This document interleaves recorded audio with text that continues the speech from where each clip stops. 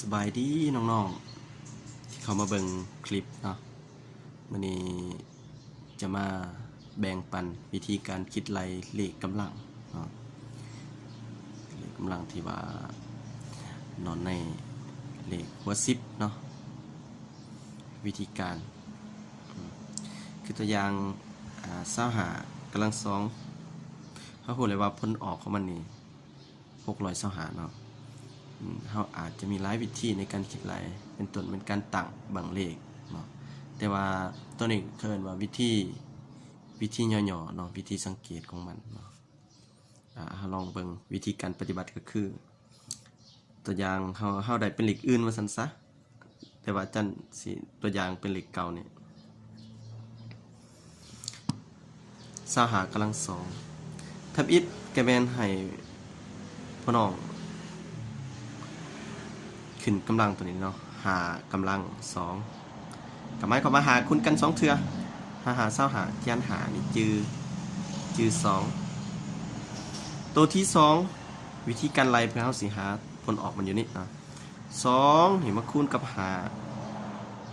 านี่10มาคูณกับ2ตัวนี้กลายเป็น20มาบวกกับตัวจือตัวนี้กลายเป็น22เขียน2อยู่นี่จือ2คือเก่าขั้นตอนสุดท้ายก็คือ2กำลัง2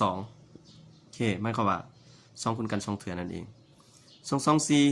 บวกกับตัวจือตัวนี้เป็นนี่เนาะภารกิจในการคิดไล่ก็จบลงแสดงว่าได้คำตอบเลขอื่นๆเป็นเลขหัว10เนาะถ้าว่ากำลัง2การคิดไล่กับขายคือกันเนาะลองสอบลองไปคิดไล่เบิ่งว่าผลออกมันออกเท่าใดเนาะตัวนี้หมอบเป็นเวียกบ้านเนาะเท่ากับเท่าใดลองเบิ่งขอบใจหลายๆผู้ที่เข้ามาเบิ่งคลิปของบ่หน่อยเนาะ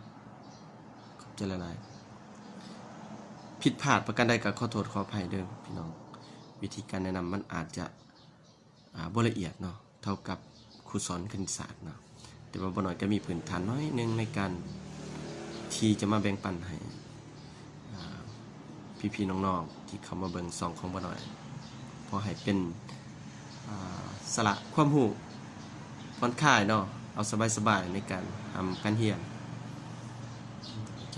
ขอบใจหลายๆ